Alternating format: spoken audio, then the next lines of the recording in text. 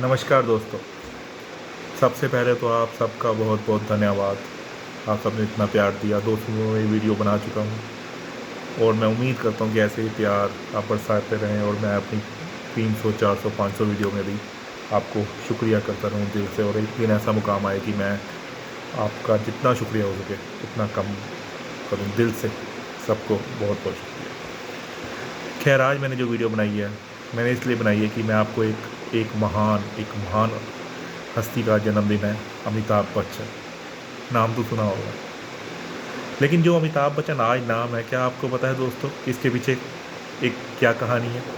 तो चलिए शुरू करते हैं। आज इस वीडियो में बताएंगे कि अमिताभ बच्चन उस टाइम का, जब अमिताभ बच्चन को कोई जानता नहीं था, वो अमिताभ बच्चन जिसको हाइट की वजह से लोग रिजेक्ट करते थे। जी हाँ दोस्तों, अमिताभ बच्चन जी आए इंडस्ट्री में। आपको सबको पता है 13 फिल्में फ्लॉप होगी। और जब अमिताभ बच्चन आए तब सिर्फ एक ही नाम चलता था, वो था राजेश खन्ना। तब के लोग कहते हैं कि तब एक ही कहावत थी कि ऊपर आका नीचे काका। और ये सच है दोस्तों। उस टाइम राजेश खन्ना की तूती बोलती थी हर जगह, राजेश खन्ना राजेश खन्ना। तो अमिताभ को राजेश खन्ना का काम करने का टाइम मिला आनंद फिल्म में। सबसे पहले छोटा सा रोल था लेकिन इतना नोटिस नहीं हुआ, सारा राजेश खन्ना जी सब ले गए क्योंकि मेन करेक्टर वही थे। लेकिन उसके बाद एक उनकी फिल्म आई नमक हराम। ये पहली बार था जब बराबरी का रोल था और अमिताभ को भी लोगों ने नोटिस किया। लेकिन अमिताभ बच्चन जो इतने आज स्टार हैं, एक टाइम ऐसा था कि जिनकी आवाज़ के हम सब कायल हैं, ऑल इंडिया रेडियो ने उनको रिजेक्ट कर दिया था। आप मान सकते हैं, अमिताभ बच्चन की आवाज़ को ऑल इंडिया रेडियो ने रिजेक्ट कर दिया था। लेकिन उन्होंने हार नहीं मानी दोस्तों। लाइफ हमें क्या सिखाती है?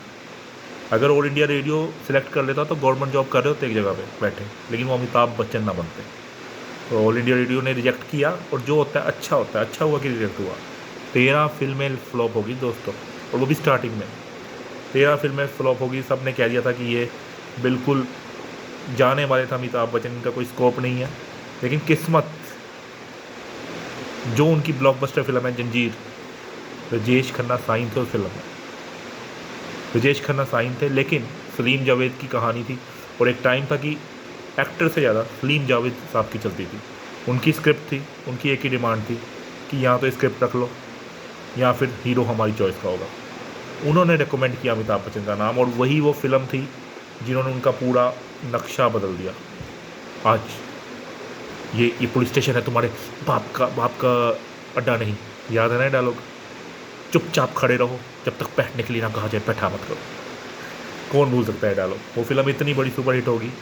लेकिन उसके बाद भी कहते हैं ना दोस्तों कि कामयाबी आपको एक बार मिलती है, लेकिन उसको मेंटेन करना।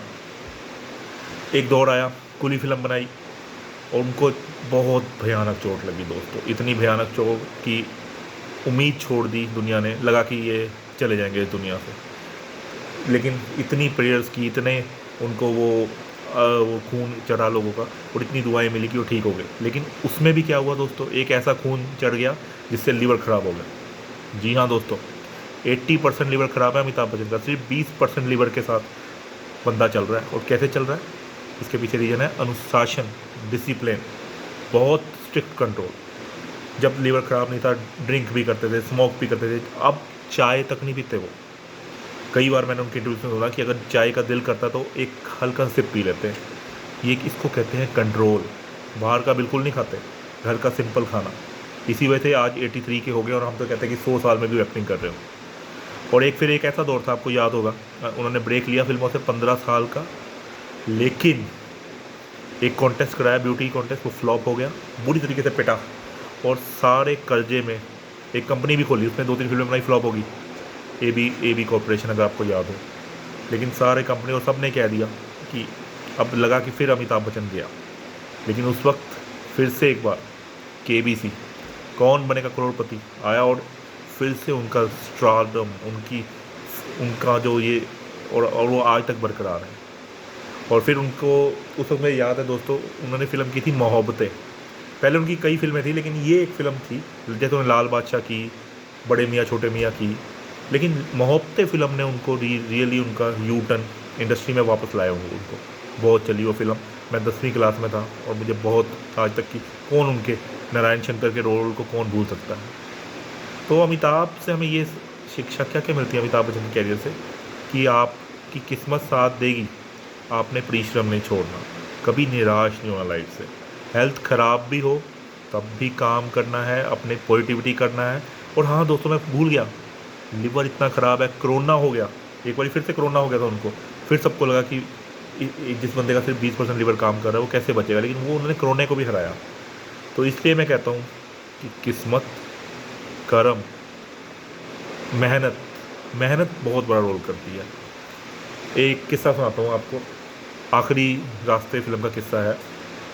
कहते हैं अनुपम खेर जी आए, तो वो कहते हैं कि बहुत गर्मी का सीज़न था, सेट हो रहा था, और वहाँ पे अमिताभ बच्चन जी, वो कहते हैं क्या एसी नहीं है यहाँ पे, कुछ नहीं है।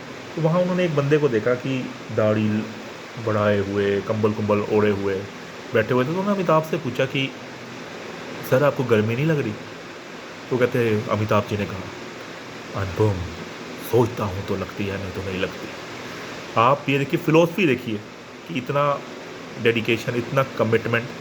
तो एक बार फिर से बहुत बहुत बहुत शुभकामनाएं आपको। मैं सच बताऊं तो मैं राजेश खन्ना का फ़ैन हूं, लेकिन आपकी एक्टिंग, कोई ही इंसान होगा जो इस वक्त आपको सलाम नहीं करेगा, और आपके ऐसा होना नहीं चाहे।